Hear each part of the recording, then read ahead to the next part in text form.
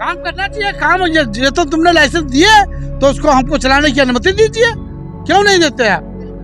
अब हम लोग जो है रुपया लगाए दिए हैं, ब्याज बुलाए हैं, बच्चे इंग्लिश मीडियम में पढ़ते थे, सब बंद हो गया पढ़ाना उनका। 1 लाख रुपये समथिंग जो है फीस पड़ती है, कहाँ से रुपया लाएं?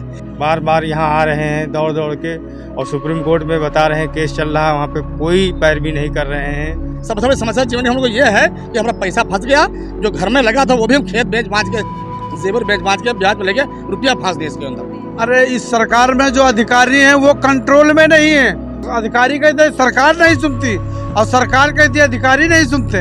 आगे क्या करना है इसके लिए हम सोच बैठे हैं। मजबूरन हम लोगों को आत्महत्या करनी पड़ेगी, उसके जिम्मेदार ये लोग होंगे। उत्तर प्रदेश की लकड़ी जमुनानगर जाती है, पंजाब जाती है, हरियाणा जाती है, गुजरात जाती है, नरेंद्र मोदी जी का जहाँ घर है वहाँ जाती, बिहार जाती, हमारे इस उत्तर प्रदेश की लकड़ी, और हम लोग भूखे मर रहे हैं। नमस्कार, मैं हूं अन्नू और आप देख रहे हैं झलको उत्तर प्रदेश। तो जैसा कि आप देख रहे हैं इस वक्त मैं नरही में मौजूद हूं और यहाँ पर कुछ लोग हैं जो धरना प्रदर्शन कर रहे हैं, अनिश्चितकालीन से कर रहे हैं। तो यहाँ पर जो धरना चल रहा है वो 23 नवंबर से चल रहा है और अभी कहा जा रहा है अगर उनकी मांगे पूरी नहीं होती तो ये आमरण अनशन करेंगे।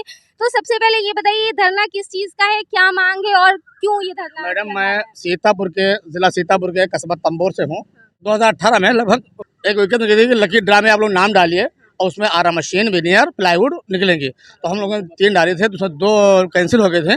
एक सखाउल्ला कॉन्ट्रैक्टर के नाम से हमारी प्रेस मशीन हुई थी, जिसमें उसमें एक लिखा था कि 6 महीने के अंदर आप लगाएंगे नहीं इसको तैयार नहीं करें यूनिट तो आपका जो है लाइसेंस मिस हो जाएगा, और जो उसमें हमने सिक्योरिटी लिए गए थे 5 साल की एडवांस वो चली जाएगी। तो हम उनके साहूकारों से कर्जा लेके ब्याज पे 5% पे हम लोग 33 लाख रुपए लेके ज़मीन खरीदी। वो ज़मीन थी किसानों, उसको कमर्शियल कराया हम लोगों ने, बड़ी मेहनत की, बड़ा पैसा ख़राब किया हम लोगों ने। तो समथिंग 33 लाख रुपया लगे हमारे उसमें। लेकिन हमारे पास जब लगने के बाद तो कहा 6 महीने में लगाइए, चलाइए मशीन, वरना हम जो है रिजेक्ट कर देंगे। तो जल्दी में भरा तैयार किया और काफ़ी रुपया लग गया। फिर यहाँ से जो है बंद हो गया, अब चलाने की अनुमति हमको उसमें नहीं मिल रही है। जितना रुपया रहा ज़मीन बेच बाँच के खेत में ले लिए और उसको कमर्शियल करा लिए। इतनी बड़ी पूंजी इन्वेस्ट हो गया, वो पैसा वापसी नहीं आ रहा है।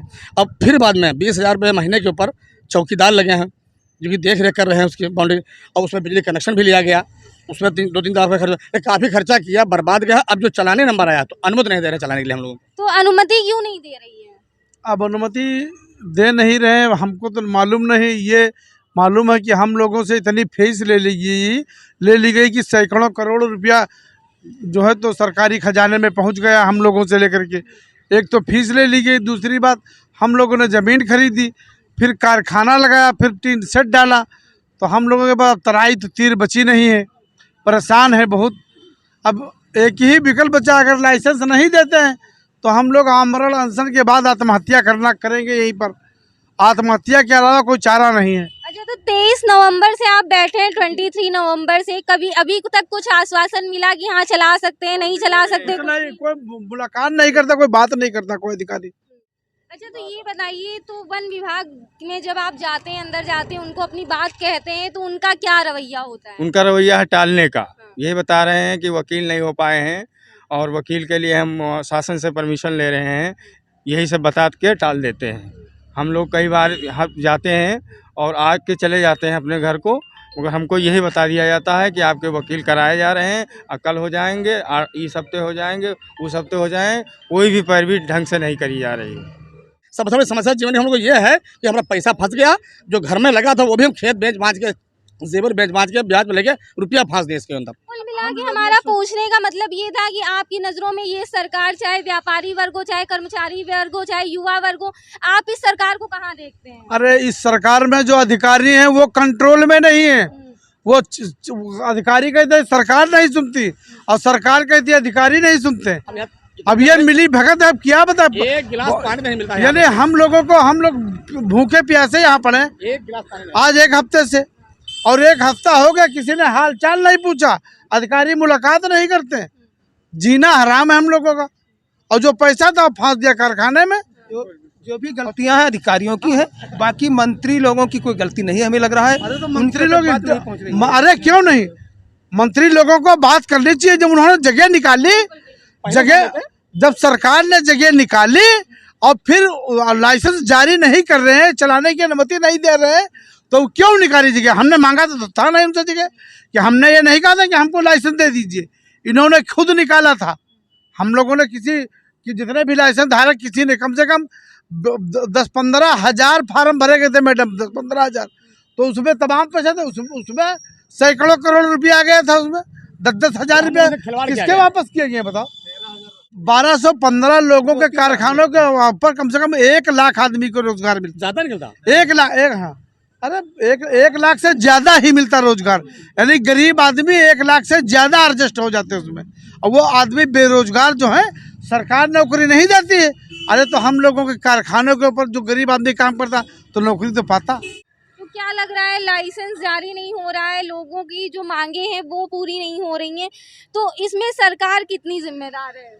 अब सरकार तो पूर्ण रूप जिम्मेदार है ही है भाई। सरकार के कहने से सब काम हुआ, और सरकार ने लाइसेंस दिए तो जिम्मेदार तो सरकार ही है। अब हमारा 2 साल हो गया यूनिट लगे 27 सितंबर 2019 को हमको अप्रूवल मिल गया था। अप्रूवल मिलने का मतलब ये होता है कि हमारी यूनिट इस्टेब्लिश हो चुकी है। और उसके बाद ये 5 साल बाद इसको फिर आगे नहीं बढ़ा सकते हैं? नहीं, वो तो फिर रिन्यूअल होता है इसका, 5 साल बाद रिन्यूअल होता है। लेकिन जब तक वो आगे काम चलेगा नहीं तब तक रिन्यूअल कोई हिसाब नहीं।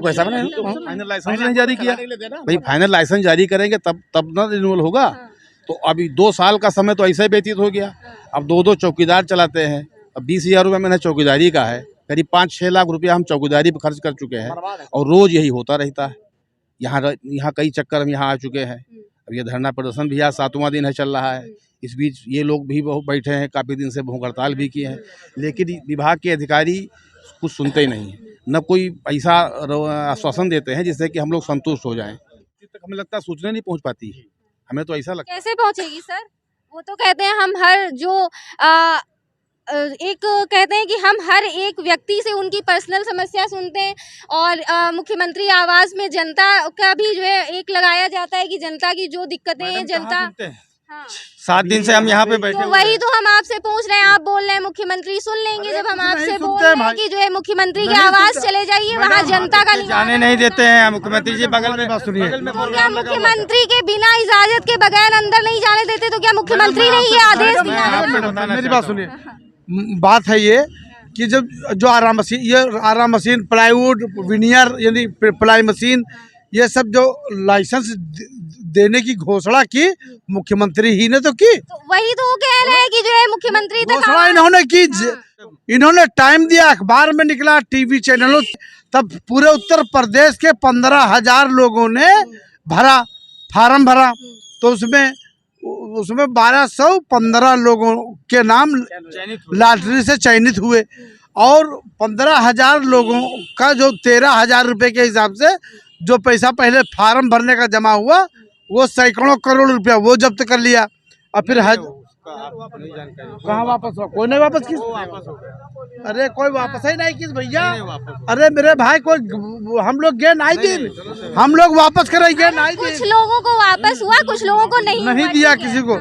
देखिए यहाँ पर लिखा भी हुआ है, साफ शब्दों में लिखा हुआ है कि वन विभाग द्वारा कास्ट आधारित उद्योग को प्रोविजनल लाइसेंस दिया है, तो संचालन की अनुमति भी दी जाए। जब सरकार कोई योजना, कोई लॉटरी निकालती है तो उसकी जानकारी हर तबके के व्यक्ति को होती है। तो सरकार को ये भी ज़रूर ध्यान में रखना चाहिए कि अगर वो काम ज़मीनी स्तर पे कितना हुआ है, वहाँ की जानकारी सरकार के पास होना बहुत ज़रूरी है। तो अगर आप चाहते हैं कि यहाँ पर जो निवेशक हैं, जो इन लोगों की समस्या है वो जल्दी से सुलझे, तो आप इस वीडियो को ज़्यादा से ज़्यादा शेयर करें। साथ ही अगर आप झलको उत्तर प्रदेश पर नए हैं तो चैनल को लाइक और सब्सक्राइब करना बिल्कुल ना भूलें। पास लगी बेल आइकन को ज़रूर प्रेस करें। कैमरा पर्सन अभिषेक के साथ मैं अन्नू, झलको उत्तर प्रदेश।